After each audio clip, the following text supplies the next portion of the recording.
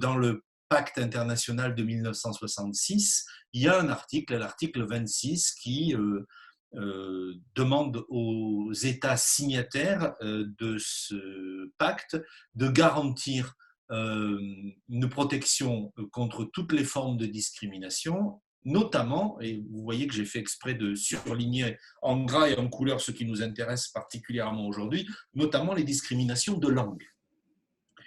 Ici, je vous montre un texte d'extension européenne, mais il est encore plus ancien et il est toujours en vigueur puisque c'est la Convention de sauvegarde des droits de l'homme et des libertés fondamentales du Conseil de l'Europe. C'est le texte qui sert de référence à la Cour européenne des droits de l'homme, auprès de laquelle un citoyen peut se retourner si, ayant épuisé tous les recours dans son État signataire, il estime que ses droits fondamentaux ou ses libertés ont été bafoués.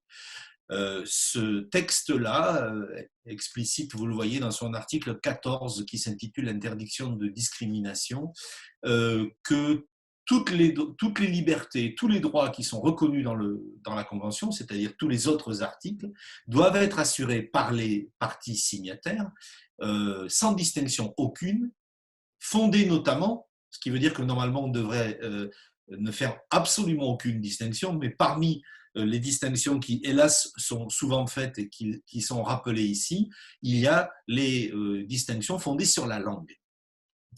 Ce texte, comme le précédent, a été ratifié par la France, ce qui veut dire que ça fait partie du droit positif qui s'applique en France.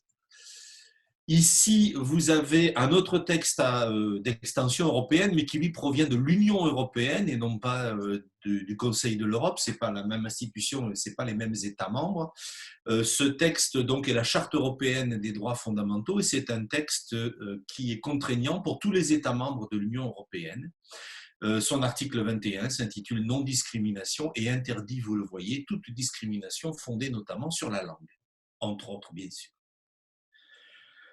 Ici, vous avez l'article 225 du Code pénal français, qui est l'article qui interdit et punit les discriminations dans le droit strictement français, du coup, ce qui n'empêche pas que le droit international ratifié s'applique en France.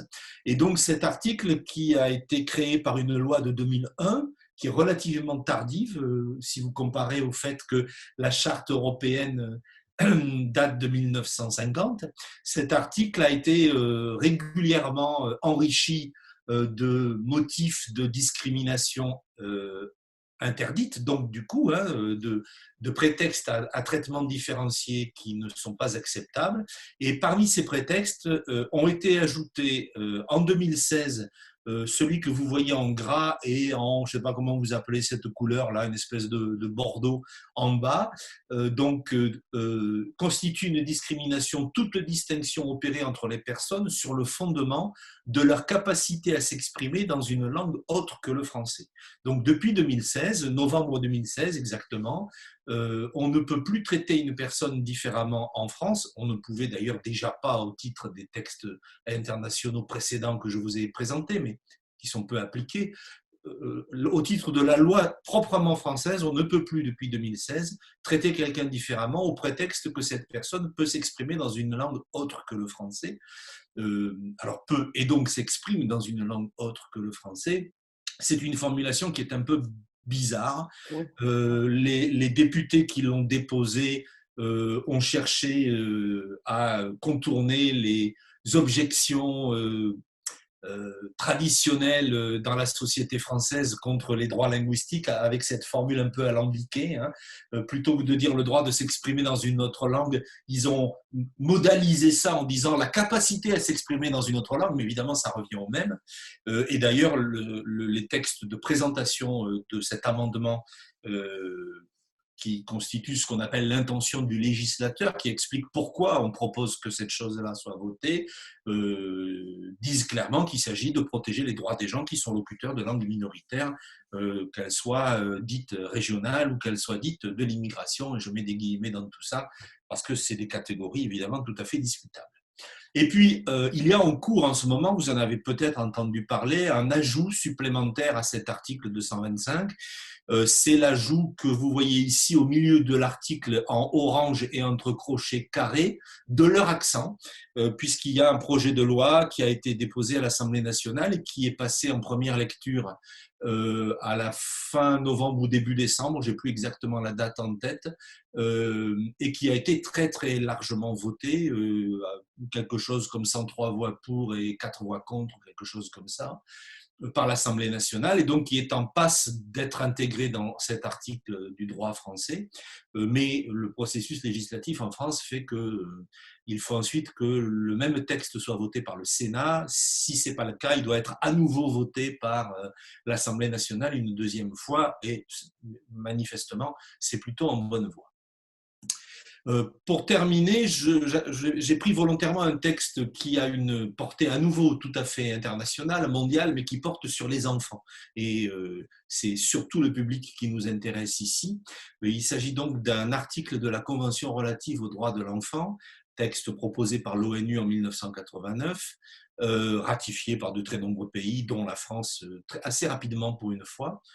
Et il y a un article 2, donc vous voyez qu'on est au tout début de la Convention, qui indique que les États parties, c'est-à-dire les États qui signent et qui ratifient cette Convention, s'engagent à respecter tous les droits qui sont énoncés dans la Convention, c'est-à-dire tous les autres articles, et à les garantir à tout enfant relevant de leur juridiction. Relevant de leur juridiction est important parce que ça veut dire que ce n'est pas forcément des enfants qui sont citoyens ressortissants du pays signataire. Hein. Tout enfant qui relève de leur juridiction, c'est-à-dire qui se retrouve sur leur sol. Et donc, on doit garantir les droits à tout enfant relevant de leur juridiction sans distinction aucune, indépendamment de toute considération de langue. Et vous voyez donc qu'on rappelle encore une fois qu'on ne peut pas traiter les gens différemment à cause du fait qu'ils parlent, qu'ils utilisent une langue plutôt qu'une autre.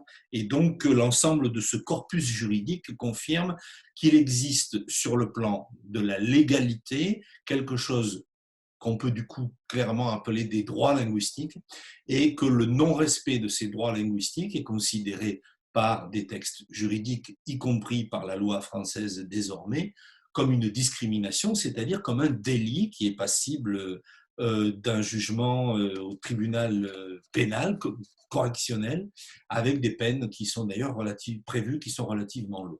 Notamment quand cette discrimination, et ça va vous intéresser directement pour beaucoup d'entre vous, est produite par des agents qui ont une mission de service public. Hein, ça aggrave la discrimination par rapport à ce qui serait commis par une autre personne n'ayant pas cette mission-là. Alors, il manque un critère pour établir clairement ce qu'est une discrimination, c'est que les discriminations se définissent à la fois par leur illégalité, qui est un critère juridique, c'est ce qu'on vient de voir, mais ça se définit aussi par leur illégitimité, qui est un critère qui relève plutôt de l'ordre de l'éthique.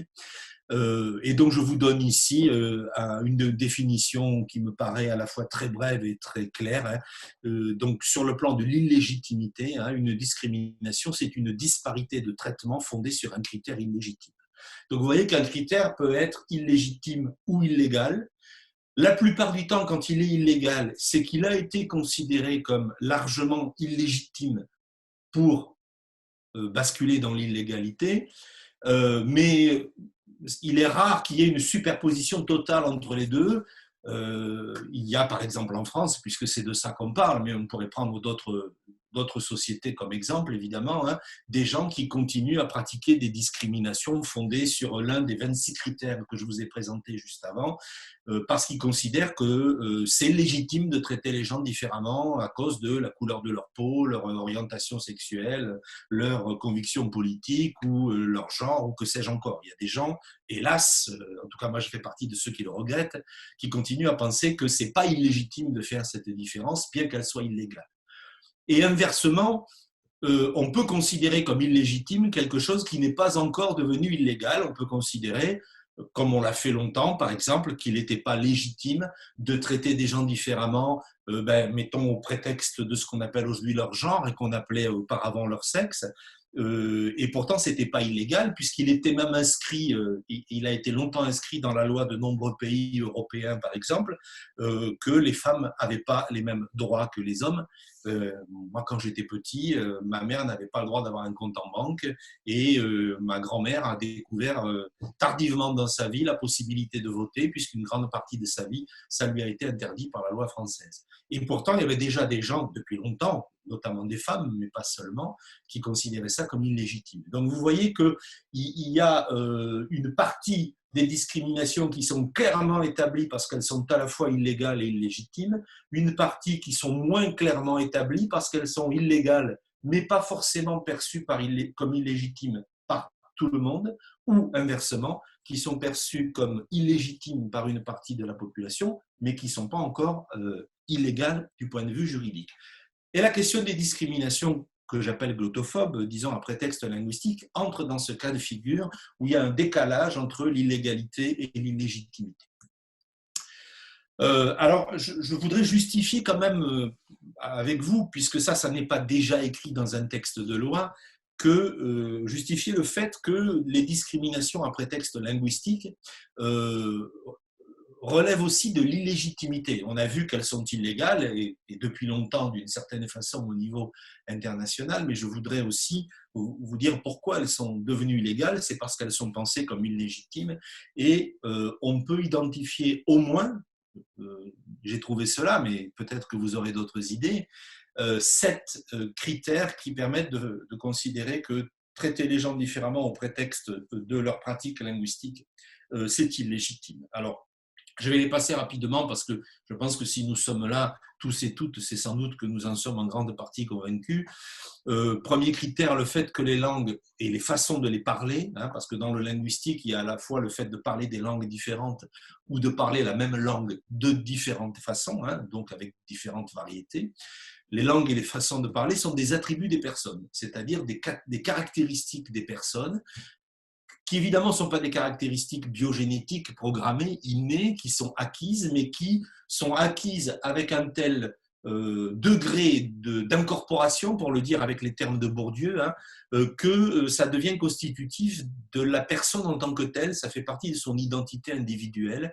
Je dis souvent, on ne peut pas changer de langue comme on change d'ordinateur ou de logiciel d'exploitation de son téléphone portable, parce que les langues ne sont pas des outils qui nous sont extérieurs, dans lesquels on peut piocher. Les langues sont des ressources qu'on intériorise et qui font partie de nous. Et ça explique aussi pourquoi le changement de langue et l'apprentissage de langues nouvelles nous impliquent dans toute notre personne et notre rapport au monde, et pourquoi c'est à la fois plus enthousiasmant comme enjeu, mais en même temps plus difficile que simplement apprendre à utiliser un ordinateur Macintosh quand on avait l'habitude d'en utiliser un qui fonctionnait avec Windows. On retrouve le même critère au niveau collectif, puisque les langues et les façons de les parler sont aussi considérées par, je crois aujourd'hui, de façon consensuelle, au moins tous les sociolinguistes, et sans doute davantage, comme des attributs des groupes, ce qu'on pourrait appeler des attributs catégoriels. On a montré depuis très longtemps, ça remonte aux premiers travaux de sociolinguistique, que dès lors qu'un groupe humain se constitue, il développe des caractéristiques linguistiques spécifiques qui vont à la fois être des marqueurs de sa convergence intérieure et des marqueurs de différenciation par rapport à l'extérieur du groupe, au point même évidemment que les groupes humains peuvent parler des langues différentes. Le troisième critère, c'est le fait que le plurilinguisme, la pluralité linguistique, pour y inclure les variétés d'une même langue, sont une situation que je qualifierais d'universelle et de normale. C'est-à-dire que c'est comme ça que ça marche tout le temps. Et donc, puisque c'est comme ça que ça marche tout le temps et que ce n'est pas possible que ça marche autrement, empêcher le plurilinguisme et la pluralité linguistique, c'est empêcher les humains, les personnes, d'utiliser leurs ressources linguistiques, tout simplement. Alors, ça peut paraître assez banal, voire superflu de dire ça, mais comme vous savez, on vit dans des sociétés, y compris dans la société française, qui ont érigé le monolinguisme en norme sociale, et il y a dès lors beaucoup de gens qui considèrent que un être humain, il est normalement monolingue, et puis que parfois, il y en a qui apprennent des langues en plus. qu'une langue, il y a une bonne façon de la parler, et puis que, hélas, alors là je mets 4 guillemets, il y a des gens qui ne la parlent pas tous de la même façon. Et comme on a mis ça dans la tête des gens, rétablir un regard sur le plurilinguistique et montrer que la pluralité linguistique et le fonctionnement de base universel et normal me semble une chose importante, puisque du coup, ça veut dire que tous les humains sont constitués par de la pluralité linguistique, tous les groupes humains aussi, et que donc, ça fait partie, ça rejoint les critères précédents, ça fait partie de ce qui constitue, disons, le mode linguistique d'être au monde des humains et des groupes humains. Quatrième critère, les langues et les façons de les parler sont des ressources culturelles, alors à la fois au sens anthropologique de la culture, c'est-à-dire que ça contribue à construire notre rapport au monde, notre rapport aux autres, mais aussi au sens, disons, plus ordinaire de la culture, comme production de l'esprit, comme production esthétique et artistique. Hein. Bon, dans toutes les communautés humaines, on utilise des ressources linguistiques pour créer des chants, pour créer des poèmes, pour créer de la littérature, qu'elle soit écrite ou orale, pour créer des graphes, etc. Et donc, c'est bien des ressources culturelles. Or, il existe à côté des droits linguistiques quelque chose qui s'appelle les droits culturels et qui sont eux aussi défendus, enfin protégés par des textes de loi, y compris en France d'ailleurs. Et du coup, puisque on n'a pas le droit d'empêcher les gens d'exercer leur production culturelle, ils ont le droit de l'exercer dans leur langue, par exemple d'écrire des textes dans leur langue, et du coup, la liberté de choix de langue est doublement protégée comme un droit linguistique et un droit culturel. Cinquième principe, vous voyez que ça s'emboîte et que tout ça, j'espère en tout cas, est cohérent, c'est le principe de liberté d'expression, hein, qui est un droit fondamental protégé alors par les grands textes dont je l'ai parlé tout à l'heure, mais aussi comme principe d'organisation de beaucoup de sociétés. Hélas, pas de toutes et hélas, souvent mal respectées. Mais évidemment, le principe de liberté d'expression implique le principe de choix des moyens de l'expression. Parce que sinon, ça voudrait dire que la liberté d'expression est conditionnée par la langue ou la variété de langues dans laquelle vous allez vous exprimer. Et du coup, c'est plus une liberté d'expression et ça devient à nouveau une forme de discrimination, puisqu'il y a des gens qui ont le droit de s'exprimer dans, mettons, leur langue première, avec ou sans S, hein, on peut avoir plusieurs langues premières, et d'autres qui n'auraient pas le droit de s'exprimer dans leur langue première et qui devraient passer par d'autres langues qui sont les langues des autres personnes pour pouvoir exercer leur liberté d'expression. Il y a d'ailleurs une décision du Conseil constitutionnel en France, qui est très peu connue, qui a établi que le principe de liberté d'expression, qui figure dans l'article 11 de la Déclaration des droits de l'homme et du citoyen, qui est le préambule de la Constitution de la République française, que ce principe-là inclut le principe de liberté des choix d'expression. Le Conseil constitutionnel s'est prononcé en ce sens en 1994 quand il a été saisi à propos de ce qu'on a appelé la loi Toubon, qui est une loi sur les usages du français en France, hein, qui avait été perçue par certains comme trop restrictive, notamment interdisant l'usage d'autres langues que le français, par exemple dans les affichages commerciaux, le nom d'une boutique, hein, pour prendre un exemple concret. Et il y a un recours qui a été déposé auprès du Conseil constitutionnel qui a estimé que le principe de liberté d'expression incluait le principe du choix de la langue dans laquelle on voulait s'exprimer. Du coup, ça nous ramène au principe numéro 6, qui est le principe fondamental de la démocratie. Si on vit dans une société qui se dit démocratique, qui se prétend parfois, hélas, plus qu'elle n'est vraiment démocratique, ça veut bien dire qu'il y a nécessairement une participation de l'ensemble de la population aux prises de décision, à l'exercice du pouvoir. C'est même l'étymologie de démocratie. Si on veut que l'ensemble de la population puisse participer au débat démocratique, à la prise de décision collective et à l'exercice collectif du pouvoir, dans un monde démocratique idéal, je sais bien qu'on n'en est pas tout à fait près, il n'empêche que ça veut dire que toute personne peut y participer, quelles que soient les ressources linguistiques qu'elle utilise pour le faire. Et sinon, on la disqualifie en tant qu'exerçant ses droits de citoyenneté. Et du coup, ça rend aussi illégitime le fait qu'on empêche les gens d'utiliser leurs propres ressources linguistiques. Enfin, et vous voyez que la boucle est bouclée comme ça, il existe quelque chose dont je viens de vous montrer la formulation que sont les droits linguistiques. Et du coup, si, comme je vous le disais, il y a des droits linguistiques qui sont garantis juridiquement et qu'il y a des interdictions de porter atteinte à ces droits, ça veut bien dire qu'il y a une illégitimité de discrimination à prétexte linguistique. Alors, j'ai proposé, vous le savez sans doute, parce que ça a eu un certain succès médiatique et politique, et j'en suis ravi, parce que les sciences sociales doivent servir à améliorer les sociétés dans lesquelles on vit, j'ai proposé ce terme de glottophobie pour décrire et pour nommer, désigner ces discriminations à prétexte linguistique. Et je vais m'en expliquer, je pense que c'est important rapidement. D'abord, donc dire que ce terme glottophobie sert à désigner toute disparité de traitement, tout traitement différent, toute distinction opérée entre des personnes au prétexte de leur pratique linguistique. Et j'insiste sur le prétexte parce que euh, euh, la discrimination s'exerce sur les personnes. On a d'ailleurs fait un test à une certaine époque, parce que bon, l'idée vient de moi, mais le travail sur les discriminations à prétexte linguistique est un travail collectif qu'on a mené dans mon équipe de recherche à l'université Rennes 2 depuis les années 90, et j'étais pas tout seul à travailler là-dessus, loin de là. C'est aussi le résultat d'un travail collectif, bien sûr. On a fait un test, on a testé auprès de nos étudiants qu'est-ce que c'est pour vous les discriminations linguistiques, et évidemment la réponse a été c'est les discriminations des langues.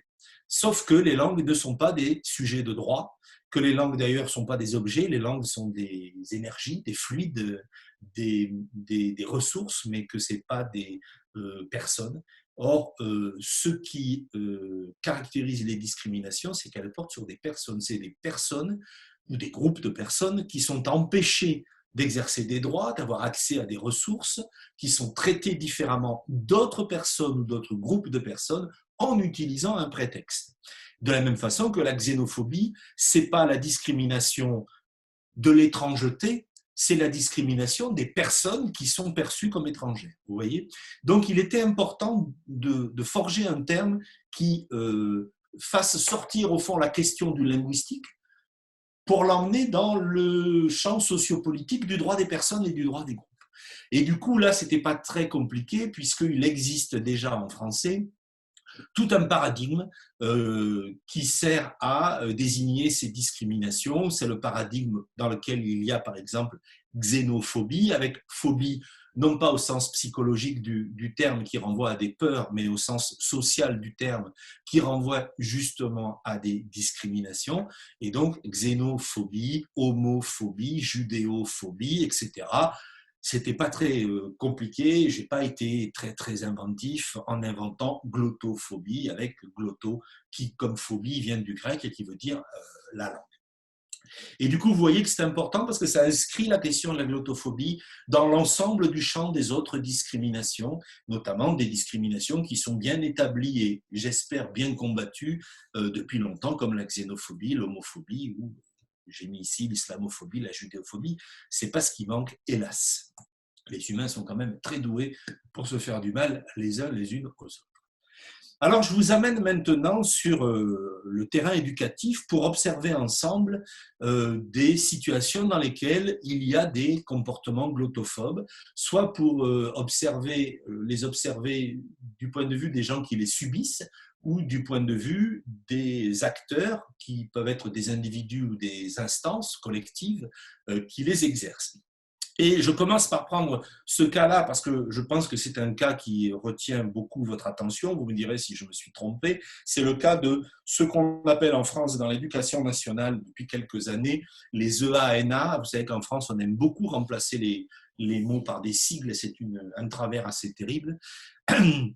Les élèves allophones nouvellement arrivés, EANA. Et donc, je commence par prendre justement des textes du système éducatif officiel français pour vous montrer où va se cacher, parce qu'on ne la voit pas forcément, cette discrimination à prétexte linguistique que j'appelle glottophobie. Ici, vous avez donc un rapport des inspections générales de l'éducation nationale, qui n'est pas vieux, vous le voyez, qui parle de ces fameux élèves dits allophones, c'est-à-dire qui parlent d'autres langues, dits nouvellement arrivés, c'est-à-dire qui viennent d'arriver, sinon sur le territoire français, en tout cas dans le système éducatif. Et ça dit ceci, je vous ai mis en gras les segments qui posent problème, leur handicap linguistique, face aux exigences de la scolarité, qui mobilise obligatoirement la langue française, qui handicape l'élève, qui lui crée un droit, ça c'est la compensation, en lui accordant des moyens de compensation, justement. Et vous voyez que ça soulève deux problèmes fondamentaux. D'une part, mobiliser obligatoirement la langue française. Or, je vous rappelle que la Convention relative aux droits de l'enfant, que la France a ratifiée, dit qu'un enfant a tous les droits quelle que soit sa langue, donc il a le droit à l'éducation, quelle que soit sa langue, et donc on ne peut pas lui empêcher d'accéder à l'éducation dans sa langue, c'est-à-dire l'obliger à passer par une autre langue qu'on pose comme condition pour accéder à l'éducation. Ce qui voudrait dire mettre en place des dispositifs plurilingues d'accueil des enfants dans les classes, ce qu'on commence à faire, mais qu'on ne sait pas bien faire et qu'on fait encore, je crois, très peu. Je continue toujours avec ces enfants dits allophones, pour ne pas dire non francophones, parce que c'est ça que ça veut dire, évidemment. Hein. Parce qu'on peut très bien être allophone et francophone. Allophone, ça veut dire qu'ils parlent une autre langue. On peut parler une autre langue et parler le français aussi, mais comme on ne veut pas les définir comme non francophones, c'était d'ailleurs comme ça qu'on les appelait auparavant, on a habilement caché le non francophone sous allophone, mais qui couvre évidemment exactement la même situation. Alors ici, vous avez un autre texte qui, lui, vient d'un site de l'Éducation nationale, qui dit la même chose, hein, la notion de scolarisation des élèves à besoins éducatifs spécifiques, qui est un axe fort du système éducatif français depuis que s'est développé ce qu'on appelle l'école inclusive, avec l'idée d'éviter que des enfants soient exclus du système éducatif. Donc, on identifie des enfants à besoins éducatifs spécifiques et on pense que le système doit tout faire pour que ces besoins soient pris en compte, mais que ces enfants soient quand même scolarisés avec les autres. Alors, cette notion recouvre des populations d'élèves très diversifiées, des handicaps, des grandes difficultés, des maladies, des situations difficiles, des enfants en milieu carcéral, et puis vous avez mélangé à tout ça des élèves nouvellement arrivés en France et des enfants du voyage qui sont considérés comme ayant des caractéristiques communes avec des élèves qui ont des handicaps physiques ou mentaux, qui ont des grandes difficultés, qui sont des enfants malades ou qui sont des enfants qui vivent en milieu, souvent enfin, des adolescents du coup, en milieu carcéral, et ça soulève un problème. Pourquoi est-ce que le fait de parler une autre langue, ça vous range dans la catégorie du handicap cognitif ou physique, du milieu carcéral ou de la maladie? Ah, du coup, ça se concrétise sur le terrain de différentes façons. Alors, ce témoignage-là a beaucoup choqué, donc il a été beaucoup médiatisé. Il est dans mon premier livre, celui de 2016. Hein. C'est donc une observation faite le jour de la rentrée d'un élève au mois de septembre dans une école à Marseille qui vient d'arriver du Maghreb et donc qui est présenté par là, c'était une femme, professeure d'école aux autres élèves. Donc, vous voyez bien le dialogue, comment tu t'appelles? Il répond qu'il s'appelle Ahmed et il prononce le E expiré, comme on le prononce dans sa langue d'origine. Et la professeure lui répond, en France, on ne prononce pas les H, tu t'appelles Ahmed. Donc, elle modifie son prénom. Elle lui demande de répéter son nom. L'enfant se met à pleurer et la scène est observée par une étudiante d'une de mes collègues qui faisait une observation de terrain à ce moment-là, justement sur la question de l'accueil des enfants d'immigrants. Ici, vous avez le verbatim que j'ai tapé d'un documentaire que vous pouvez retrouver, qui a été mis en ligne sur le site de Mediapart il y a quelques années maintenant, il doit y avoir 4 ou 5 ans. Hein. Donc, ce documentaire s'intitule « La classe où l'on apprend le français » et on voit un enseignant qui accueille justement dans ces fameuses classes qu'aujourd'hui on appelle les UPE2A, hein, qu'on appelait à cette époque-là les CLA et les CLIN, hein, vous savez, les classes d'accueil pour les enfants non francophones. Donc cet enseignant-là, qui par ailleurs, pendant tout le documentaire, s'avère être un type à la fois sympathique, dévoué, comment on pourrait dire ça, bon pédagogue, enfin plein de qualités. D'ailleurs, il est filmé et il accepte qu'on projette son image dans ce documentaire, et il vient présenter les enfants de sa classe dans les différentes classes de l'école où ces enfants vont être intégrés pour une partie du temps. Je pense que beaucoup d'entre vous, vous connaissez ce système. Hein. Donc là, il arrive dans une classe, donc c'est filmé, hein, et voilà ce qui se passe. Donc, je l'ai appelé l'enseignant de français, il s'adresse à la classe, il parle aux enfants de la classe. Il leur dit que bon, voilà, cette année, je vais vous demander d'accueillir un petit garçon. Il se retourne vers le petit garçon qui s'appelle José, il lui dit de venir. L'enseignante se retourne vers ce petit garçon, elle lui dit « Tu es qui ?» L'enseignant de français répond à sa place et lui dit « C'est José qui vient d'arriver ce matin ». Donc, vous voyez qu'il disqualifie sa parole en parlant à sa place. Je pense que l'enfant est capable de dire son prénom très probablement, d'autant que, comme il est hispanophone, tu es qui est probablement relativement compréhensible, même s'il est très peu francophone. L'enseignant de la classe lui dit « Bonjour José, ¿cómo estás ?» en espagnol. José, tout content, répond « Bonjour, bien ». Donc, dans une forme de plurilinguisme aussi. Donc, il y a une interaction plurilingue qui se crée. Et là, l'enseignant de français fait un geste comme ça, de dire, bah, voilà, c'est surtout ce qu'il ne faut pas faire. Et d'ailleurs, il dit, l'enseignante réagit en disant, bah, j'ai essayé de faire bien. Elle lui répond, ben voilà, il faut lui apprendre le français tout de même. Donc, lui apprendre le français voudrait dire ne pas lui parler dans sa langue. Et continue la présentation de l'enfant en le présentant en disant « lui, il est proche de nous », ce qui veut dire que les autres ne le sont pas, les autres enfants de son groupe. C'est intéressant aussi comme construction d'une altérisation. Hein. Il ne pourra pas travailler avec vous tout de suite parce qu'évidemment, il faut qu'il apprenne le français. Avec le « évidemment », il faut qu'il apprenne le français, qui à nouveau renvoie à une forme de discrimination dans l'accès à l'éducation dont on a parlé tout à l'heure. Ici, vous avez le règlement intérieur d'une école relevé, donc une école primaire à Toulon par une collègue avec qui j'ai travaillé sur ces questions-là. Donc, 2013, le règlement intérieur de cette école primaire disait dans l'enceinte de l'école, les élèves doivent utiliser seulement le français pour communiquer entre eux. Donc, on leur interdit d'utiliser d'autres langues et notamment les leurs, puisque une bonne partie de ces élèves dans un quartier pauvre sont des enfants d'origine gitane et maghrébine. Et ce qui est assez intéressant aussi, c'est l'argumentation afin d'établir une meilleure compréhension de chacun et d'éviter des conflits. Donc, si vous parlez français, on se comprend, il n'y a pas de conflit. Si vous parlez dans une autre langue, on ne se comprend pas. Alors qu'entre eux, ils se comprennent probablement bien davantage dans leur langue familiale, bien sûr. Et dans une autre langue, il y a des conflits. Donc, il y aurait des langues qui créent des conflits et des langues qui n'en créent pas, a priori en tout cas. Bon, sachant que de toute façon, cette interdiction est illégale en France, pour toutes sortes de raisons, y compris celles que je vous ai déjà présentées, que le règlement intérieur a été modifié depuis. Mais il existait et j'en ai rencontré d'autres attestations dans d'autres situations. Il y a eu 2 ou 3 ans plus tard un petit scandale à la Guadeloupe avec une école, je crois que c'était un collège du coup, dont le principal a voulu interdire l'usage du créole à l'école. Dans l'enceinte de l'école, ça ne veut pas dire dans la classe, hein, ça veut dire dans toute l'école, y compris dans la cour, à la cantine, aux toilettes, dans les couloirs, etc.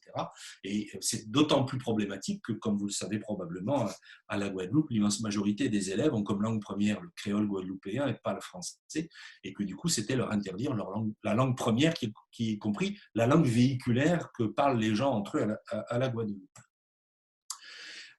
Ici, je vous donne un exemple d'un fils d'immigré espagnol qui raconte, étant devenu jeune adulte, que dans sa famille, on parlait l'espagnol andalou, que donc, quand il était au collège, il a choisi l'espagnol en deuxième langue vivante pour des raisons de capitalisation des capacités linguistiques que vous comprendrez bien, mais que ça, de toute façon, ça n'a pas marché parce que son professeur d'espagnol le reprenait tout le temps sur l'espagnol qu'il parlait lui, qui n'était pas le bon espagnol qu'aurait souhaité entendre l'enseignant, et donc ses capacités plurilingues étaient, et donc vous voyez bien, quand je disais tout à l'heure, la pluralité, c'est aussi à l'intérieur des langues. Hein. Son espagnol à lui, son castillan d'Andalousie à lui était disqualifié, lui avec, évidemment, d'une certaine façon, indirectement, sa famille à travers les ressources linguistiques qu'on lui a enseignées. Ici, vous avez témoignage d'une orthophoniste dans un entretien réalisé par un de mes anciens doctorants, devenu un collègue, Mathieu Marchadour, qui a fait une thèse justement sur la prise en compte des langues des enfants migrants par le système éducatif et rééducatif en France. Et donc, une orthophoniste, lui raconte cet exemple d'un petit enfant portugais qui vient d'arriver, qui a passé un test donc qui s'appelle le WISC verbal, qui est un test de connaissance lexicale qui était en français et exclusivement en français, auquel il a évidemment échoué puisqu'il était lusophone et pas ou très peu francophone, et il a été envoyé dans un institut médico-éducatif comme s'il avait un grave problème cognitif, alors que tout simplement, il avait, reprenons le texte du Code pénal français, une capacité à s'exprimer dans une langue autre que le français, mais pas le français. Et à cause de ça, sans aller chercher plus loin, comme le dit d'ailleurs cet orthophoniste, à cause de ces foutus tests d'évaluation, elle aurait dû ajouter monolingue, il a été envoyé en IM. Ici, vous avez, pareil, observé par Mathieu Marchadour, un dialogue entre des enseignants de français. On avait des collègues suédois qui étaient affolés de voir ce qu'on fait en études de la langue, puisque vous savez que la France est un des rares pays, rares systèmes éducatifs où on fait un travail aussi intense en qualité, en quantité sur le système linguistique à travers la grammaire traditionnelle, avec une visée prescriptive. C'est ce qui justifie son intensité, évidemment. Et donc, les enseignants suédois étaient très étonnés qu'on passe autant de temps à faire du français à des enfants qui, pour la plupart, le parlaient déjà. Réponse de notre enseignant, ça dépend de la langue. Le suédois, on l'apprend en 3 mois. Je ne sais pas s'il y a parmi vous des gens qui parlent suédois ou qui le connaissent. Le français, il faut au moins 3 ans. Donc, vous voyez la hiérarchie des langues. Là, il y a des langues qui seraient plus difficiles à apprendre que d'autres dans l'absolu. Même chose à propos d'une collègue anglaise, puisque vous savez que dans le système britannique, on fait beaucoup moins de travail, disons, grammatical au sens français du terme, avec ce commentaire, on n'a pas la même langue, c'est normal, et clôture de l'échange, oui, le suédois, c'est rudimentaire. Il y a donc, pour des enseignants, une conception des langues selon laquelle il y a des langues complexes et des langues rudimentaires. Le français, la langue qu'ils enseignent et qu'ils utilisent, étant évidemment placée du côté du prestige et non pas du rudimentaire. Ici, vous avez un entretien réalisé par des collègues sociolinguistes qui travaillaient sur la question de ce qu'on appelle, avec des guillemets, la violence verbale à l'école. Donc, elles font des enquêtes dans des banlieues pauvres de Perpignan. Elles sont toutes les deux en poste à Montpellier. Et donc, dans leurs entretiens avec les enseignants, il y a cet petit extrait que je vous montre. Un enseignant qui dit, dans les quartiers, ils ne maîtrisent pas le français, sous-entendu dans les quartiers pauvres, dans les quartiers populaires. Il ne parle pas des quartiers chics, évidemment. Dans les quartiers, ils ne maîtrisent pas le français. L'enquêtrice, qui est sociolinguiste, est un peu embêtée par cette affirmation. Alors, elle lui tend une perche sur la variété de la langue, en lui disant « celui de l'école, vous voulez dire ?» Mais non, la perche n'est pas saisie. L'enseignant répond, pas l'enquêtrice, pardon, il y a une faute de frappe. Oui, celui de l'école, c'est le français. Il n'y en a qu'un que je sache, donc il n'y a pas de variation dans la langue. Il y a un seul français. Tout le reste est disqualifié, y compris la façon qu'ont ces enfants de parler français, qui, je vous le rappelle, sont principalement dans ces zones-là. D'abord, des gens qui vivent dans une région de France dont la langue première est le catalan et pas le français, en tout cas historiquement, et qui sont pour beaucoup d'entre eux issus des communautés gitanes, où on parle plutôt une variété d'andalou comme langue familiale, ou de communautés maghrébines. Ici, vous avez un extrait d'un professeur de philosophie qui écrit un livre, François-Xavier Bellamy. Depuis, il n'est plus professeur, il a arrêté, il est devenu politicien du côté du parti qui s'appelle aujourd'hui les Républicains. Et donc, dans son texte, assimile les jeunes qu'il appelle des déshérités, et qui, prétend-il, n'aurait qu'un seul mot pour dire aimer, estimer, apprécier, admirer, qui serait kiffer, ce qui est évidemment très probablement faux, et en tout cas, dans tous les cas, qu'on ne peut pas mesurer parce qu'il n'y a pas de méthode pour investiguer le stock lexical disponible d'une personne. On ne peut pas faire ça. Il faudrait faire de la spéléologie cérébrale et on ne sait pas bien faire. Et donc, il les compare à Victor. Alors, Victor, le petit Victor, c'est Victor de l'Aveyron, si ça vous rappelle quelque chose, l'enfant sauvage. Vous savez, cet enfant qui a été retrouvé, âgé de quelques années, ayant survécu dans les bois, quelque part dans l'Aveyron, qui a été pris en charge par un médecin. François Truffaut en a fait un film célèbre, auquel on n'a jamais réussi à apprendre à parler, puisqu'il avait été même pas désocialisé, il n'avait jamais été socialisé, y compris sur le plan langagier. Il avait été abandonné et du coup, voilà, ces enfants qui disent kiffer sont comparés à un enfant sauvage ayant des gros problèmes à la fois cognitifs et de relations sociales. Ici, vous avez le vice-recteur de Mayotte, département français d'outre-mer, en tout cas considéré comme tel par la France, qui s'exprime à propos des petits Mahorais qui vont à l'école, qui ont à peu près jamais le français comme langue première. Leurs langues premières sont principalement le shimaoré et le shibushi, donc ils ont le français comme langue seconde ou troisième, souvent troisième, hein, et qui donc le parlent avec un accent d'ailleurs, y compris comme des enfants d'autres parties de la France, même si le français est leur langue première. Mais pour le recteur, enfin vice-recteur, puisqu'il dépend du rectorat de la Réunion, ça pose un problème que ces enfants s'expriment avec un accent. Il préférait qu'ils n'en aient pas, prétendument parce que la société et le monde de l'emploi attend qu'il n'ait pas d'emploi, et donc c'est à eux de se soumettre à cette discrimination glottophobe plutôt que de lutter contre cette discrimination glottophobe. C'est dit par un haut représentant du système éducatif, c'est ça qui me semble pertinent. Puisqu'on parle d'accent, une enquête réalisée début 2020, publiée dans le bouquin de Apathy et Feltin Palace, qui sont deux journalistes, mais qui ont travaillé avec des universitaires pour le faire, dont j'ai été d'ailleurs, ils ont fait faire une enquête de type sondage quantitatif à propos de la question de l'accent. Leur bouquin s'appelle « J'ai un accent et alors ?» Il est paru en avril 2020, si mes souvenirs sont bons. Et ce sondage donne ces quantités suivantes, qui sont sans doute disons, approximative, mais dont l'ampleur est significative. 50% de la population interrogée, donc ils extrapolent à la population française, déclarent avoir un accent, c'est-à-dire une prononciation du français qui est considérée comme différente de la prononciation standard. 59% de ces personnes disent avoir été stigmatisées, 16 avoir été discriminées en situation d'embauche, de concours ou d'examen. C'est confirmé aussi par des acteurs de l'éducation nationale. Ici, c'est le témoignage que j'ai recueilli moi-même d'un professeur des écoles qui est spécialisé dans l'enseignement en langue basque, qui d'ailleurs a été recruté pour ça. Je vous rappelle qu'au Pays basque nord, sur le territoire français, 50% des élèves sont scolarisés dans des filières bilingues. C'est quelque chose de fort et de particulier à cette partie-là de la France. Donc lui, il a été recruté par l'éducation nationale pour enseigner en basque. Il suit une formation avec des autres enseignants bascophones.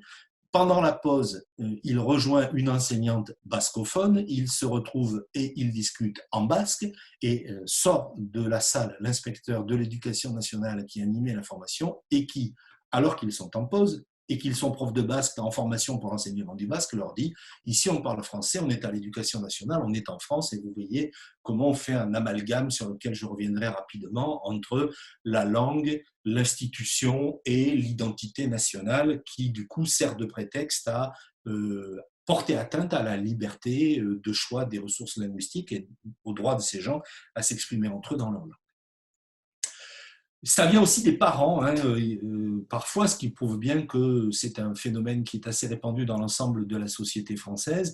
Ici, c'est un témoignage d'une enseignante d'un établissement international à Marseille. Donc on enseigne dans plusieurs langues et donc elle avait proposé à ses élèves de chanter une chanson avec des couplets dans plusieurs langues. Certaines langues étaient imposées parce que c'est les langues de cet établissement, d'autres étaient au choix et les élèves ont voté. Parmi les langues qu'ils ont choisies, les élèves ont choisi l'arabe, l'une des deux langues au choix, ce qui n'est pas très étonnant à Marseille vu l'importance de la population d'origine maghrébine et depuis longtemps.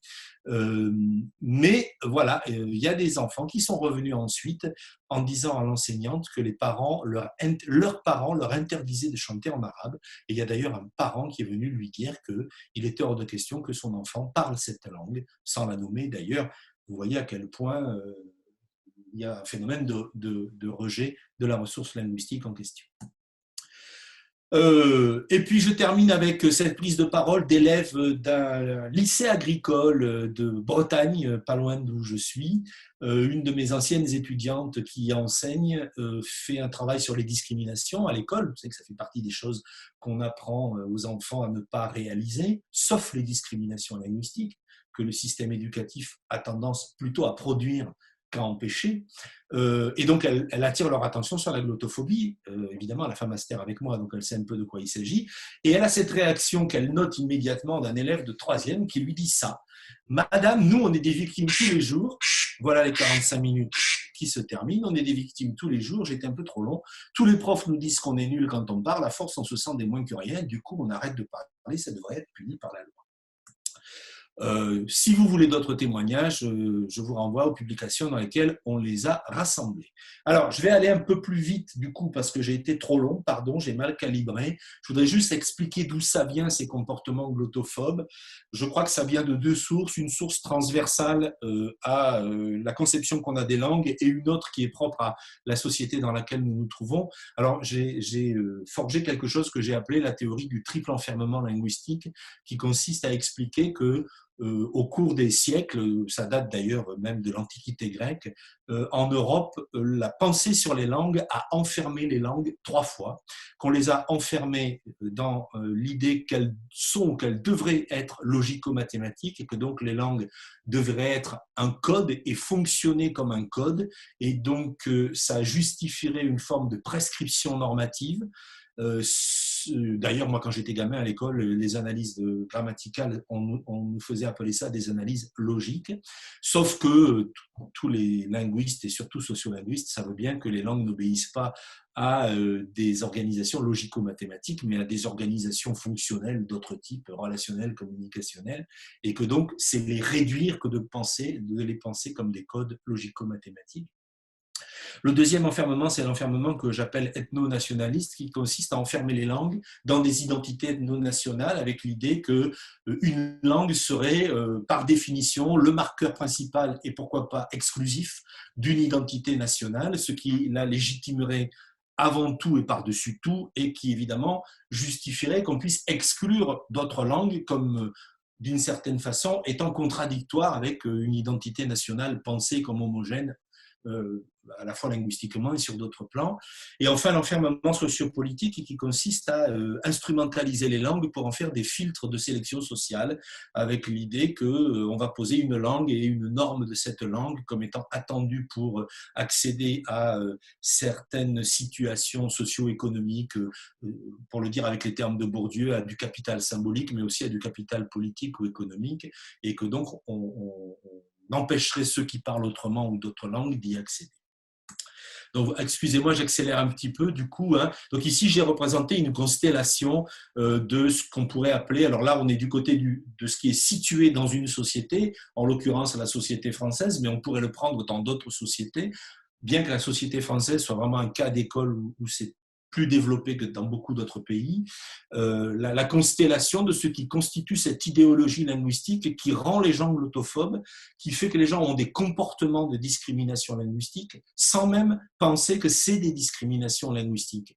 Et donc sans même penser à mal ou penser faire mal. Alors j'ai pris une citation qui est une citation de l'actuel ministre de l'Éducation nationale, du coup c'est à la fois cohérent avec ce que je viens de vous montrer et aussi très inscrit dans l'actualité. Hein. Donc un tweet de Blanquer qui dit il y a une seule langue française, une seule grammaire, une seule république, et vous voyez l'amalgame entre la langue, il n'y en aurait qu'une, il n'y a pas de variété, il n'y a pas d'autre langue, la grammaire, donc la norme, la prescription, il n'y en aurait qu'une aussi, et tout ça renverrait à une seule république, et du coup, ça renvoie à la question de l'identité nationale.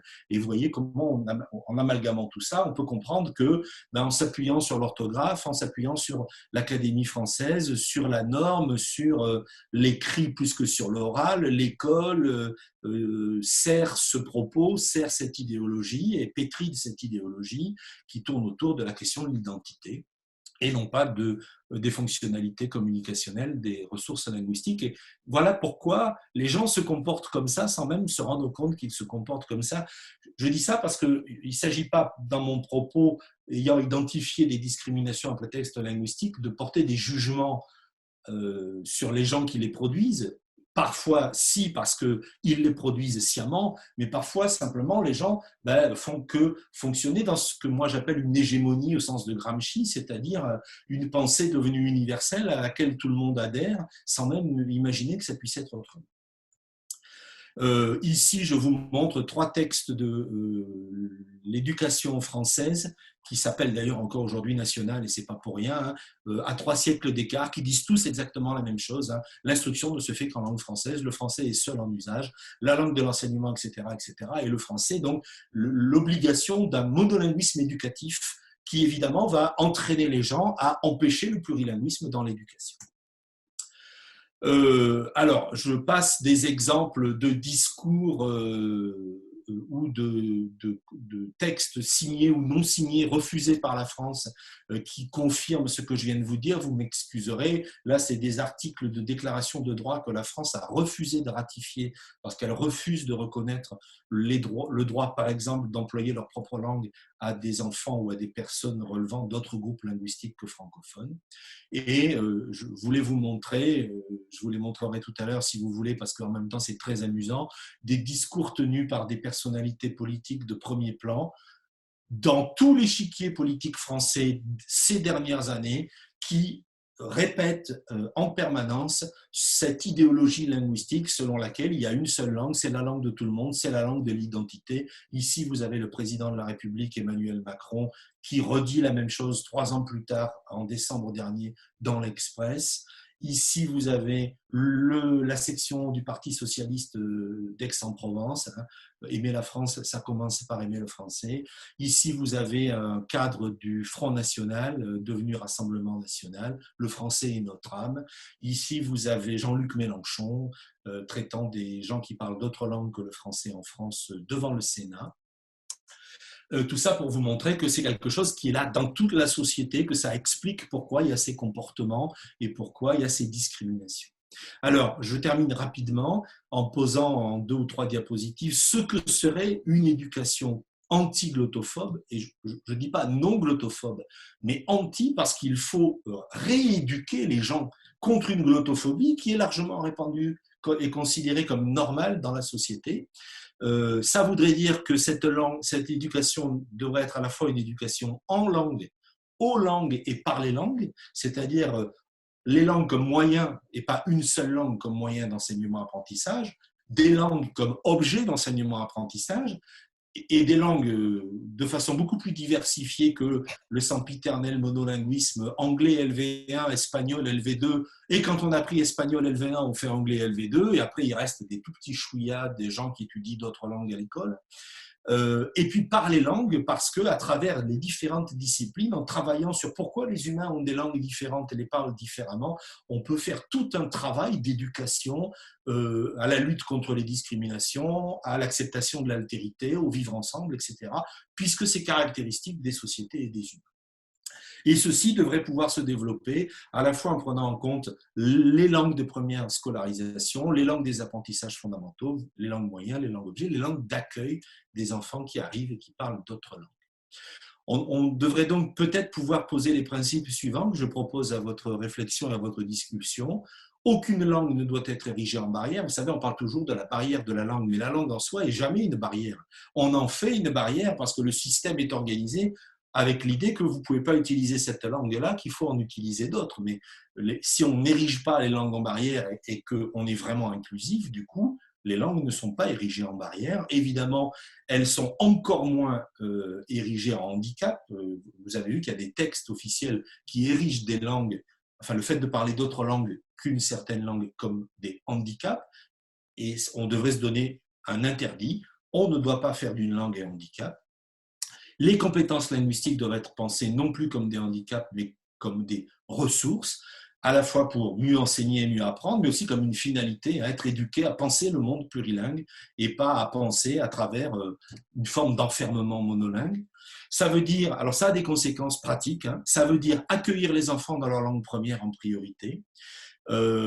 Et ça, c'est important. C'est d'ailleurs une campagne qu'a lancée l'UNESCO depuis les années 50, ça fait plus d'un demi-siècle, avec cette idée toute bête que les apprentissages fondamentaux sont bien davantage réussis quand on les fait dans une langue qu'on connaît déjà quand on arrive à l'école.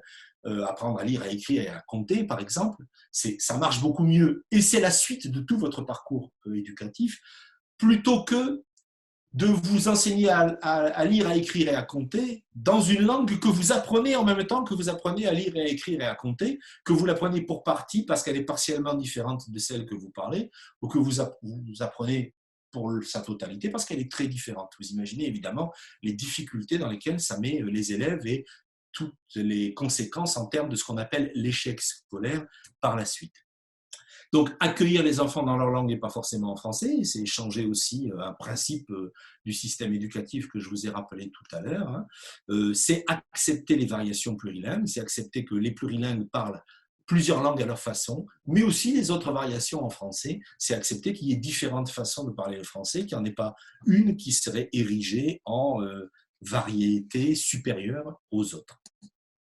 Alors, vous allez me dire que c'est un doux rêve et que c'est de l'utopie, certes humaniste et plurilingue, mais que ce n'est pas possible. Alors, je termine juste en vous montrant qu'il y a des pays dans lesquels, et pourtant, ce n'est pas des pays riches, ce n'est pas des pays qui ont les moyens qu'on a, on a posé ça comme principe et on fait tout pour essayer de le faire. Je vous donne deux exemples simplement. L'exemple de la République du Mali, qui est un des pays les plus pauvres du monde et qui a une politique linguistique et éducative extrêmement plurilingue, qui reconnaît le droit à tout citoyen d'être éduqué dans sa langue maternelle. Et croyez-moi, le Mali est très plurilingue et qui essaye de mettre en œuvre du mieux qu'ils peuvent avec les peu de moyens qu'ils ont ce système-là.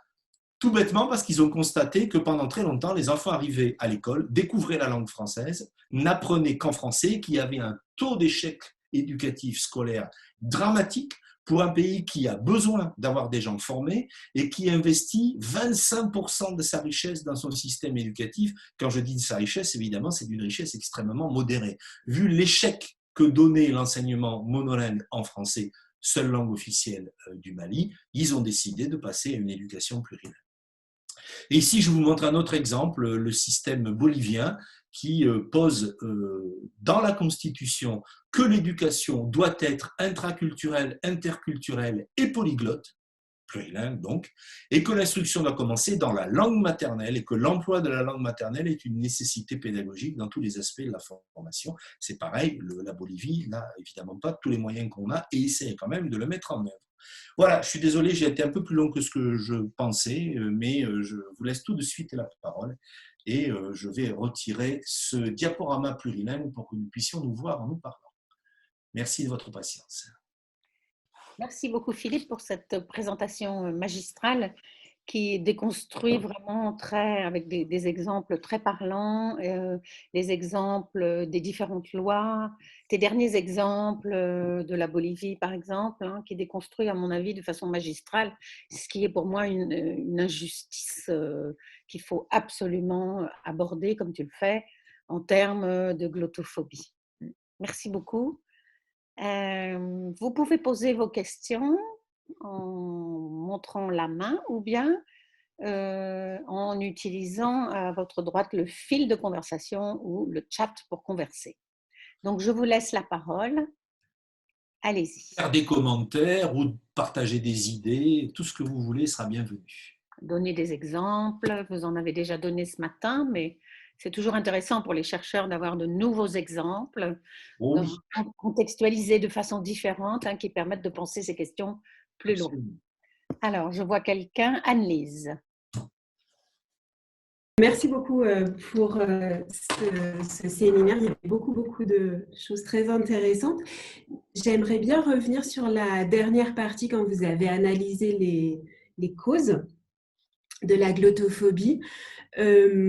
J'aimerais bien savoir dans les arguments qu'on vous oppose, parce que j'imagine qu'on vous oppose des arguments régulièrement, vous avez mentionné dans les exemples du Mali et de la Bolivie, par exemple, l'argument économique et financier. J'aimerais savoir si l'argument qu'on vous oppose est plus souvent d'ordre économique ou plus souvent idéologique, du type « en France, on parle le français ». Alors, clairement, l'argument est beaucoup plus souvent de type, alors je vais reprendre votre mot que je partage plutôt idéologique, hein. Il y a vraiment des arguments du type, il y a une légitimité à imposer une seule langue et à interdire l'usage d'autres langues, ou en tout cas à empêcher, à restreindre au maximum l'usage d'autres langues, ça c'est clair. Il y a aussi une conception très normative de la langue, des gens qui pensent que dans l'absolu, il y aurait des règles qui seraient les bonnes pour le français, des règles qui seraient mauvaises, y compris dans la prononciation, hein, et que donc il faudrait absolument respecter ces règles. Comme me l'a dit un jour, je vous donne une petite anecdote, un jour je fais une conférence avec un collègue qui avait fait un documentaire justement sur le rapport aux Français de migrants à Rennes. On fait une conférence et on parle beaucoup du fait de les laisser parler, laisser les gens parler à leur façon. D'ailleurs, il avait accepté sur mes conseils de ne pas sous-titrer ces personnes quand elles s'exprimaient en français. Et quelqu'un, à la fin, quand tout le monde s'en va, vient me voir et me dit « Monsieur, vous avez fait une faute ». Alors je dis « Ah bon ?» Il me dit « Oui, vous avez dit, c'est pas de leur faute, il faut dire, c'est pas leur faute ». Je lui dis « Pourquoi? C'est quoi le problème ?» Il me dit « Parce que c'est la langue française ». Vous voyez, donc il y a ça dans la tête des gens, donc c'est compliqué à déconstruire, évidemment. Parfois, il y a un argument économique, qui est, mais c'est pas possible, enfin comment voulez-vous qu'on fasse pour accueillir les enfants dans plusieurs langues, il faudrait former les enseignants, il faudrait qu'il y ait des auxiliaires, des médiateurs plurilingues et interculturels dans les écoles. Je réponds oui, bien sûr, il faudrait, ça a un coût, mais je pense que, alors moi je sais pas le comptabiliser du tout, le mesurer, hein, mais ça a dû être fait par des économistes sur le système éducatif, le coût de l'échec éducatif est probablement colossal par rapport au coût que ça aurait d'accompagner les enfants et les enseignants, et le reste des personnels d'ailleurs, dans un système éducatif plurilingue avec un bien meilleur taux de réussite. Merci Philippe. Une autre question, commentaire? Alors, je ne vois pas tout le monde, donc Émilie, est-ce que vous... Oui, Émilie, allez-y. Oui, moi, je voulais revenir sur votre dernière partie, sur la question de l'enseignement des fondamentaux dans la langue maternelle, dans la première langue des enfants. Moi, je vis en Louisiane et je sais que notre référentiel pour l'éducation bilingue et les programmes d'immersion, c'est le Canada. Quel retour on a sur ces expériences-là, justement sur le fait que quand des langues sont toutes valorisées, en l'occurrence le français et l'anglais sont des langues très valorisées socialement, est-ce que la question de la hiérarchie des langues joue dans cette question de l'enseignement des fondamentaux, parce qu'effectivement là le choix a été fait d'enseigner dans la langue étrangère, et ce ne sont pas des cours de FLE, ce sont bien des cours Et la langue étrangère, c'est ? En l'occurrence, le français. Ici, en Louisiane, des enfants anglophones qui sont scolarisés depuis tout petit en français et donc qui apprennent les fondamentaux en français.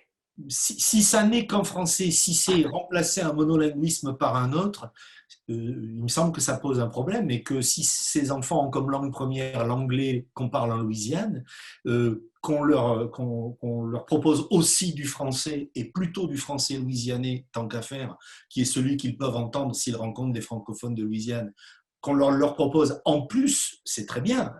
Moi, je trouve pas parfait qu'on développe les répertoires linguistiques et qu'ils deviennent les plus plurilingues possibles. Mais si par contre, c'est au prix de leur interdire l'usage de leur langue première, d'abord, ça pose un problème de droit, de respect, de dignité de la personne. Et par ailleurs, je pense que pédagogiquement, c'est contre-productif, parce que tous les travaux que je connais qui ont été faits pour observer les effets de l'éducation plurilingue, ils sont nombreux, et ceux de Christine Hello font référence pour ça parmi d'autres, montrent bien que ça marche beaucoup mieux, y compris pour l'apprentissage d'autres langues, que de pouvoir passer par des langues qu'on sait déjà utiliser, plutôt que cette pseudo-immersion totale qui finalement est une noyade. Parce que l'immersion absolue, c'est vous balancer quelqu'un qui ne sait pas nager à un endroit où il y a de l'eau et où il n'a pas pied.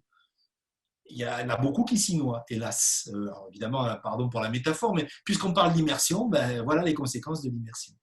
Donc voilà, moi je pense que c'est un vrai problème, y compris parce que, au fond, en Louisiane, qu'est-ce qu'on essaye de faire ? C'est une situation que je connais un peu quand même, on essaye de développer la pratique d'une langue qui est devenue une langue minoritaire en Louisiane. Et au prétexte de développer, de soutenir, de promouvoir cette langue devenue minoritaire, on finit par reproduire les comportements éducatifs qui ont rendu cette langue minoritaire. Et donc on ne change pas la philosophie de l'éducation, on remplace, dans une sphère limitée bien sûr, une domination monolingue par une autre domination monolingue. Et le but, c'est pas ça, enfin pas pour moi en tout cas, c'est pas de remplacer un monolinguisme par un autre et de maintenir une domination quelle qu'elle soit, c'est de penser un système plurilingue égalitaire, et ça c'est un autre enjeu. Je vois Souria, je ne sais pas comment on prononce son prénom, qui lève la main. Voilà. Merci infiniment d'abord pour cet exposé, et surtout pour avoir identifié, en tout cas proposé ce nouveau mot de glottophobie qui effectivement va nous permettre de parler d'une réalité, et donc en tout cas de la nommer. Donc la nommer, c'est déjà à reconnaître. Donc, merci infiniment. Et travaillons au sein de l'éducation nationale. Je voulais aussi également rajouter un élément qui met en évidence cette glottophobie dans notre système. C'est celui, par exemple, de l'arabe langue vivante. L'arabe langue vivante, on voit qu'il y a une vraie problématique politique sur une hiérarchisation, mais là on est sur toute l'histoire et tout le passé colonial, la relation à la langue arabe, et là c'est un élément marquant et frappant en tout cas de la problématique de la glottophobie au sein de l'éducation nationale. Et puis un autre élément également, c'est celui de la mise en place des anciens ELCO, enseignement de la langue de culture d'origine, qui politiquement aujourd'hui, puisqu'on ne concernait ces enseignements-là qui étaient pris en charge par les consulats, ne concernaient que les enfants dont la langue maternelle était la langue turque ou arabe, et qui s'est transformée aujourd'hui en donc enseignement interculturel de langue étrangère. Et donc avec l'idée d'ouvrir à tous les enfants, quelle que soit leur langue maternelle, la possibilité d'apprendre le turc, le portugais ou l'arabe. Et aujourd'hui, on le voit, puisque ces dispositifs-là sont mis en place dans l'enseignement élémentaire, et on voit la particularité et la position de certaines communes, puisque les communes doivent prêter les locaux, à ne pas vouloir proposer le fait qu'il y ait ELCO, L arabe ou L portugais ou L turc. Alors on a moins de problèmes avec L portugais, mais beaucoup plus de problèmes avec L arabe marocain ou L arabe, voilà. Donc voilà, ce sont vraiment ces éléments que je voulais rajouter, partager avec vous également sur cette glottophobie au sein de l'éducation nationale. De tout ce que vous nous avez dit, je me dis que le chemin va être long, mais il faut commencer.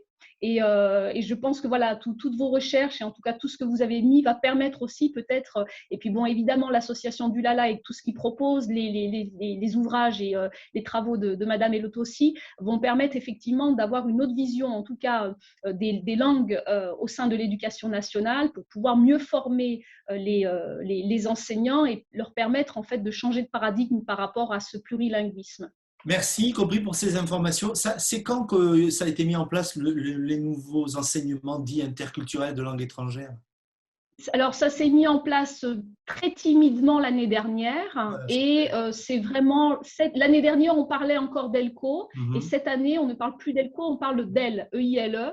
Et voilà, donc là, cette année, on est vraiment… mais ça devait être déjà mis en place depuis déjà quelques années, puisque c'était sous l'égide de Madame Najed Vallaud-Belkacem qui avait essayé d'identifier, en tout cas de redonner une place aux différentes langues. Si je peux intervenir juste une minute par rapport à l'arabe, je voudrais mentionner ce livre passionnant. Je ne me vois pas, alors je ne vois pas trop comment… Eh bien, monte un tout petit peu plus. Voilà, Nabil Wakim. Ah oui, très bien. L'arabe pour tous, pourquoi ma langue est taboue en France. Ça se lit très très bien, je vous le recommande. Ça explique extrêmement bien ce qui se passe à la fois dans les familles et à l'école et au niveau politique également. C'est un très beau témoignage. Je partage parfaitement avec vous, Madame Elot, pour l'avoir lu également. C'est vraiment un ouvrage qui est excellent et qui donne justement à voir les différentes entrées et les différentes relations avec la langue arabe dans notre pays. Oui, et tant dans les familles qu'à l'école. Tout à fait. Je trouvais très intéressant. Et puis, je vais en profiter pour vous montrer un autre livre, Le français n'existe pas, de 2 collègues belges, qui est également un livre qui vient de sortir, extrêmement intéressant. Donc, Arnaud Heut et Jérôme Couron, Le français n'existe pas. Je pourrais envoyer ces références à du Lala pour que vous les ayez dans votre bibliographie. Ce sont les deux anciens enseignants devenus acteurs qui ont fait la pièce qui s'appelle La convivialité, qui est une pièce de critique humoristique de l'orthographe du français qui a un succès phénoménal depuis de nombreuses années. Et voilà, qui permet de un petit peu avoir une distance par rapport à ces questions sur le français. J'aime beaucoup le titre, Le français n'existe pas. Voilà. Je vous repasse la parole. Quelqu'un d'autre veut prendre la parole? Je voulais d'abord vous remercier pour ces travaux, pour ces apports. C'est vraiment enrichissant et c'est dans la continuité de tout ce qu'on a fait depuis ce matin. En vous entendant parler, j'aimerais tellement que tout ça, ça ait une résonance à l'échelle du coup du pays. Mais quand je le compare à tous les tweets et autres commentaires justement des personnalités politiques, peu importe les bords, euh, j'ai l'impression que on est un petit peu à contre-courant. Mais comme le disait Soria, faut bien commencer un moment. Moi, j'ai grandi dans un contexte multiculturel. Honnêtement, je me posais même pas la question étant enfant. Et aujourd'hui, je sais que c'est quelque chose qui m'a enrichi. Par exemple, quand j'étais plus jeune, mes parents, j'avais honte de leur répondre dans la langue maternelle. Et aujourd'hui, si je suis capable de parler avec ma grand-mère, c'est parce que justement, je parle la langue. Donc, ça m'aurait complètement coupé de mes racines de ne pas savoir parler cette langue. C'est pour ça que tant personnellement que professionnellement, moi, ça m'apporte beaucoup. Et j'espère que on sera de plus en plus nombreux à suivre ce genre de formations qui sont dispensées par Dulala. Même si c'est que la première journée, franchement, je suis vraiment très content d'y participer. Et c'est vraiment un témoignage pour vous remercier, quoi. Je voudrais nuancer votre réalisme. Je suis d'accord avec vous qu'on vit dans une société, et ce n'est pas la seule, loin de là, où l'acceptation bienveillante de la diversité des gens qui la composent reste un combat, et où il y a des gens qui sont très excluants, c'est vrai, vous avez raison. Mais par exemple, sur le cas qui nous occupe, le développement d'approches plurielles et plurilingues en éducation, la situation a quand même, alors, selon à quelle échelle vous la voyez, un peu progresser ou considérablement progresser depuis quelques décennies. Les questions qu'on se pose, nous, ensemble, ici, aujourd'hui, ce genre de réunion qui travaillait là-dessus, il y a 50 ans, ça n'existait pas. Personne ne pensait, en tout cas dans la société française, ou des gens très marginaux, mais je veux dire, on ne pensait pas collectivement, il n'y a pas des groupes de personnes, y compris au sein d'institutions, qui essayaient de penser des approches linguistiques plurielles dans l'éducation. Et maintenant, c'est possible. Il y a d'ailleurs des gens qui les mettent en œuvre. L'institution, non seulement souvent ne les en empêche pas, mais je connais même des tas d'endroits où l'institution les encourage à le faire. Donc, il y a quand même des choses qui progressent et je crois qu'il faut à la fois être réaliste pour bien voir qu'il y a une grande muraille devant nous à laquelle il faut s'attaquer avec patience, mais aussi avoir l'optimisme de se dire il y a des réussites et nos réussites nous donnent envie de continuer. Bien sûr, je suis d'accord avec le fait qu'il y ait des réussites. Par exemple, la commune sur laquelle je travaille, on met en place un projet en direction des enfants en élémentaire. Et les langues qui ont été choisies, c'est parce que la raison, ça a été de dire apprendre l'allemand, ça donne certains avantages qu'une autre langue ne donne pas forcément. Donc, c'est-à-dire que c'est bien, il y a une avancée, mais des fois, il y a quand même des petits réflexes. Mais je suis d'accord avec vous quant au fait que ça évolue. Moi, j'ai la trentaine et je sais que ce genre de conversation, je les avais pas, j'ai pas entendu ce genre de choses quand j'étais plus jeune. Au contraire, c'était non, non, à la maison, il faut pas parler telle langue, c'est mieux de parler le français, comme ça permet de l'apprendre. Donc, je suis conscient que ça avance et justement, c'est tant mieux et j'espère que ça continuera en ce sens. Une autre question, autre commentaire?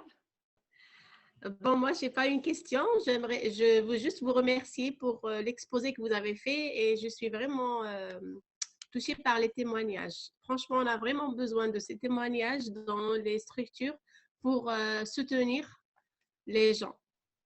Alors, ce n'est pas pour faire de la pub pour moi, mais par contre, c'est toujours bien d'aider les éditeurs courageux qui publient encore des ouvrages en ce moment et surtout des ouvrages sur ces questions-là. Le petit bouquin que je vous ai montré tout à l'heure, là, qui s'appelle « Je n'ai plus osé ouvrir la bouche », qu'a publié Lambert Lucas, c'est un recueil de témoignages dans tous les secteurs de la vie sociale par des gens de toutes sortes de rapports aux langues.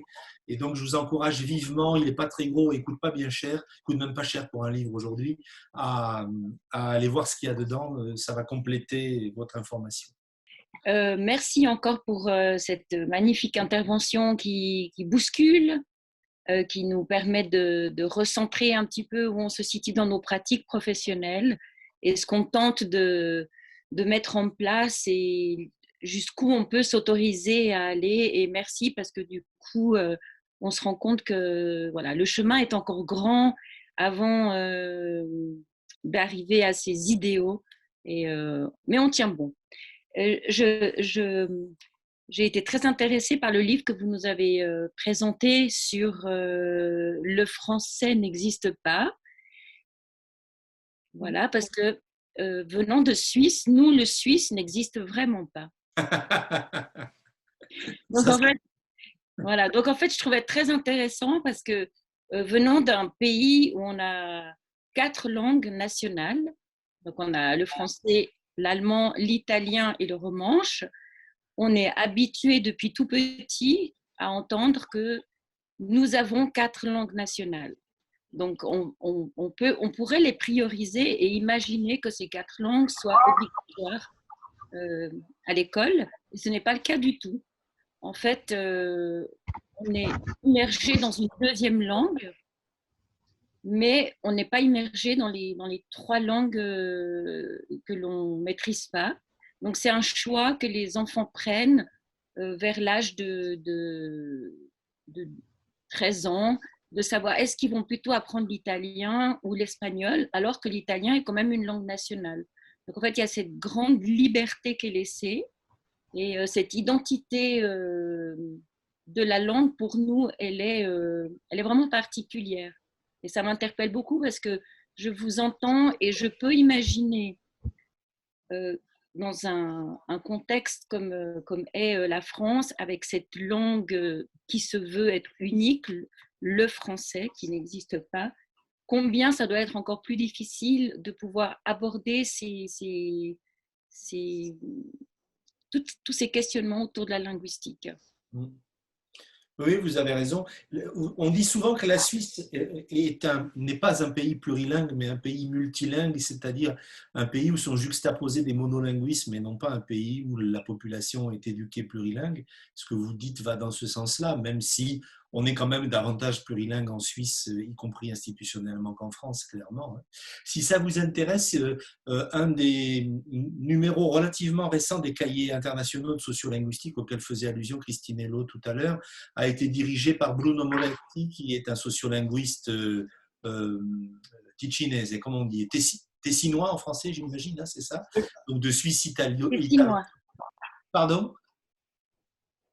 Tessinois, oui. Tessinois, voilà, c'est ce que je pensais.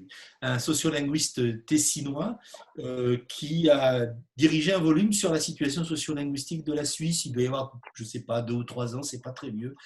C'est un bilan de la situation des langues en Suisse et c'est très intéressant. On pourrait ajouter par rapport à la Suisse qu'il y a des travaux très intéressants depuis longtemps sur l'éveil aux langues et des expérimentations. Tout le travail de Christiane Pergaud, par exemple, j'aime beaucoup. Elle parle, elle explique l'éveil aux langues dans les classes en termes de construire une socialisation solidaire entre les élèves. J'aime beaucoup cette expression parce que c'est de ça qu'il s'agit aussi. Lorsqu'on accueille diverses langues, les langues des élèves dans les classes, il s'agit bien de construire une forme de solidarité entre les élèves et puis d'apprendre à être ensemble avec toutes ces langues et toutes ces cultures. Et elle a publié avec ses collègues, avec Di Pietro aussi, des ouvrages très riches, plein d'activités pédagogiques à faire avec les enfants plus jeunes et ensuite plus âgés dans le secondaire. Tout ce qu'on appelle l'éveil aux langues. Et là, il y a vraiment du matériel pour travailler ces questions de langue et pour lutter dès le plus jeune âge contre la glottophobie. Et puis c'est de suite aussi que sont venus, alors en travaillant sur un des rares terrains très plurilingues en Suisse, parmi les premiers travaux qui nous ont aidés à comprendre comment fonctionnent les communautés plurilingues. Je pense aux travaux de Ludi Epi, hein, bien sûr. Tout à fait, voilà, avec leur livre Être bilingue. C'est fondamental des Suisses. Hein. Oui. Comme les Belges d'ailleurs aussi, font beaucoup de travaux très intéressants. C'est comme si il fallait un petit peu se sortir de la France pour pouvoir analyser cette langue hégémonique, comme tu le dis si bien. Eh bien, je pense qu'on va effectivement clore cette première journée d'ouverture de cette université d'hiver. Je remercie chaleureusement le conférencier Philippe Blanchet et vous aussi, Christine, d'avoir animé ces échanges.